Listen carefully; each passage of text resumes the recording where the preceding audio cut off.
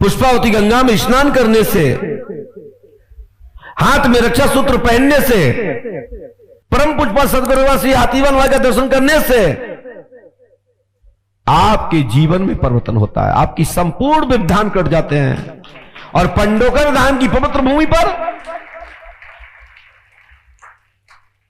251 मंदिरों के निर्माण हो रहे हैं। लोग पूछते हैं 251 क्यों? भगवान विष्णु के 24 अवतार ही तो हैं, 9 देवियां ही तो हैं। मैंने कहा भैया इस चक्कर में आप मत पड़ो, हम इसलिए 251 मंदिर बना रहे हैं कि आपकी व्यवस्था जहां से भी बिगड़ी हो, जो भी आपका रक्षक हो, जो भी आपका व्यवस्थापक हो, जो आपकी व्यवस्था को बना सकता हो, जिस समुदाय में जिस शक्ति से जहां भी तुम्हारी आस्था जुड़ी हो, वहां से तुम्हारा काम बन जाए। इसलिए नेटवर्क बहुत सारे गाड़ना पड़ रहा है। आप लोग तो पढ़े लिखे हैं ना भैया। जब बीएसएनएल आ गया था तो आइडिया की क्या जरूरत थी? आइडिया आ गया था तो एयरटेल की क्या आवश्यकता थी? और जब एयरटेल आ गया तो जियो की क्या आवश्यकता थी भाई? तो ये हमारा समझाने का तरीका है। मैं किसी कंपनी का प्रचार नहीं कर रहा हूं।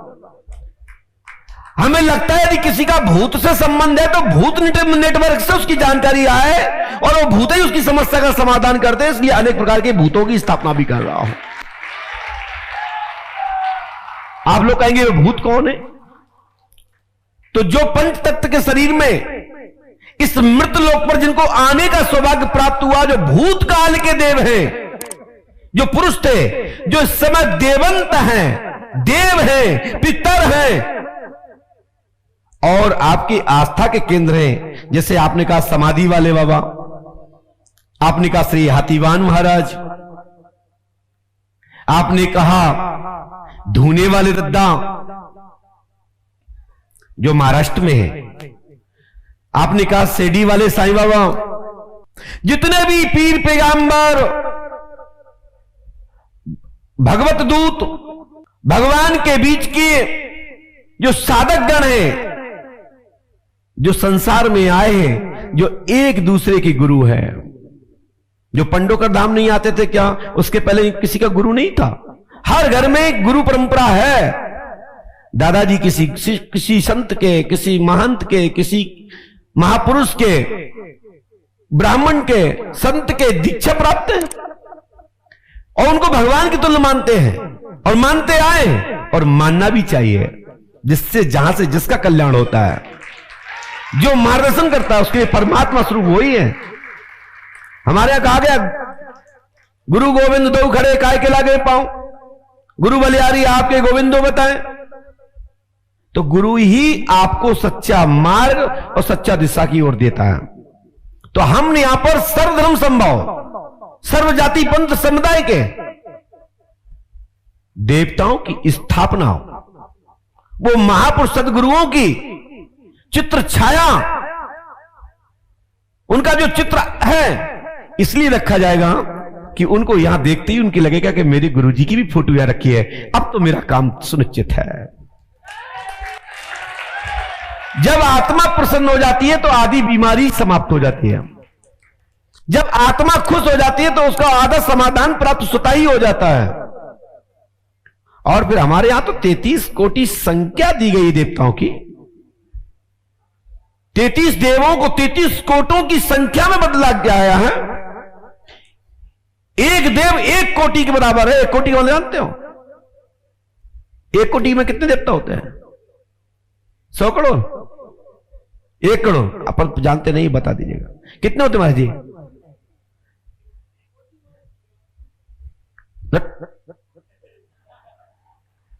महाराज जी सही बोल रहे। तो एक देवंत हमारे यहां 1 करोड़ देवताओं के बराबर है।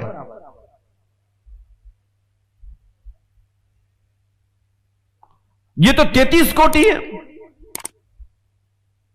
33 करोड़ मतलब संख्या 33 है। और 33 को 33 करोड़ में ऋषियों ने स्थापित कर दिया। एक किसी देवता की, एक किसी वसु की ये किसी रुद्र की यदि कृपा आप पे हो जाए तो ये भूतों प्रेतों की क्या औकात है कि वो देवता को कुछ बिगाड़ दे। हा? और फिर हनुमंतलाल जी वहां तो 11वें रुद्र हैं, नंदी रूप हैं। वो नंदी रूप रावण जानता था कि जब जब वो रामा दल में वो युद्ध करने आया तब तो कहते था कि हमें ना राम से युद्ध करना है ना लक्ष्मण से युद्ध करना है, हमें तो वो व्यक्ति को दिखा दो जो लंका में पहली बार आया था। और रावण को एक ठूसा याद रहा है, बड़े बड़े योद्धा साक्षात नारायण के सामना नहीं करना था, वो देखना था वो है कौन। तो तुम उन देवताओं के पास बैठे, यो रुद्र के पास बैठे हैं जो 11वें रुद्र हैं, नंदी मुख। यही नंदी मुख को रावण ने अपमान किया था, तो भगवान 10 मुख से तो रावण के साथ थे,